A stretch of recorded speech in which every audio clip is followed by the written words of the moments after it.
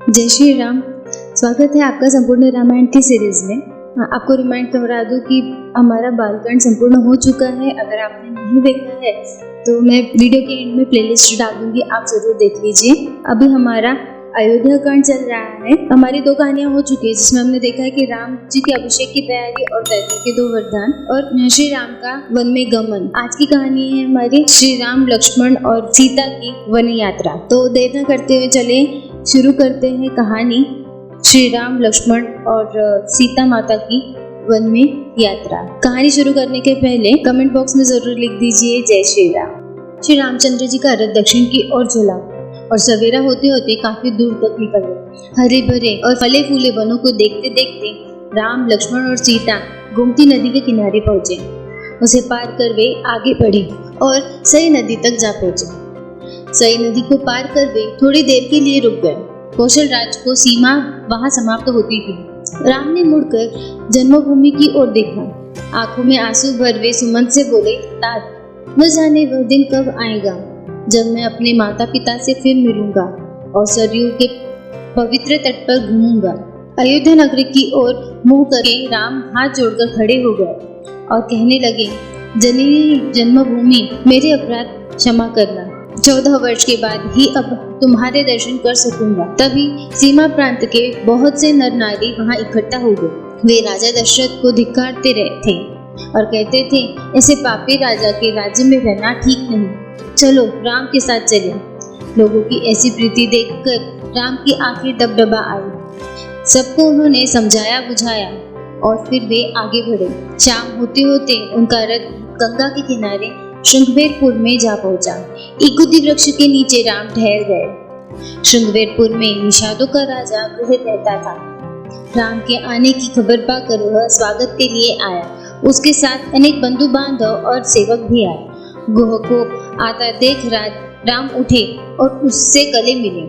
गुह ने कहा, मेरा सौभाग्य है आप यहाँ आए। श्रृंगवेरपुर को भी आप अपना ही घर समझे और सुखपूर्वक रहे। श्री राम ने जब अपने वनवास की बात बताई तो उनको बहुत दुख हुआ। उसने अपना राज्य राम के चरणों में अर्पित कर प्रार्थना की कि श्रृंगवेरपुर पर ही राज्य करे। श्री राम ने निषाद राज के प्रति कृतज्ञता प्रकट की। वे अपने व्रत पर दृढ़ रहे। उस दिन भी उन्होंने केवल जल पिया और वे तृणशैया पर ही सोए। लक्ष्मण पहरे पर बैठ गए।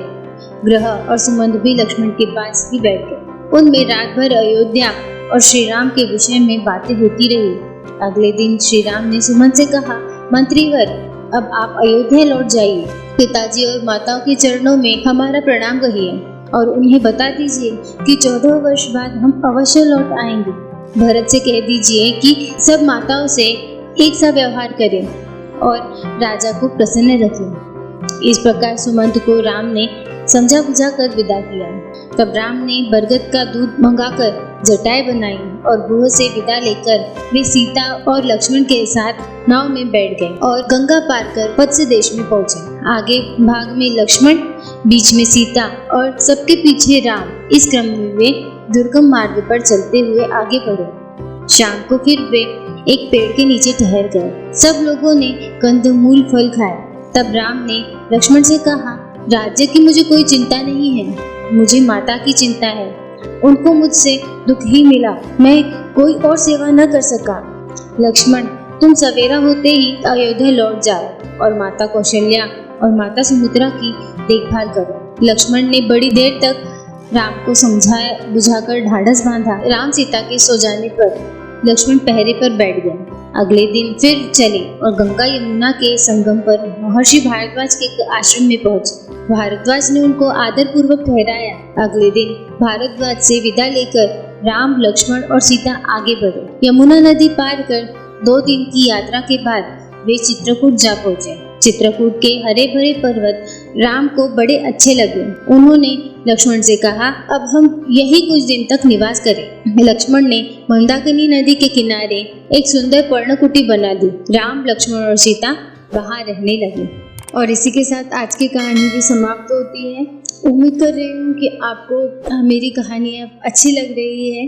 अगर अच्छी लग रही है तो प्लीज़ मेरे चैनल को सपोर्ट कीजिए और मेरे चैनल को सब्सक्राइब कीजिए और अपने फ्रेंड्स और फैमिली में ज़रूर शेयर कीजिए। जय श्री राम। धन्यवाद।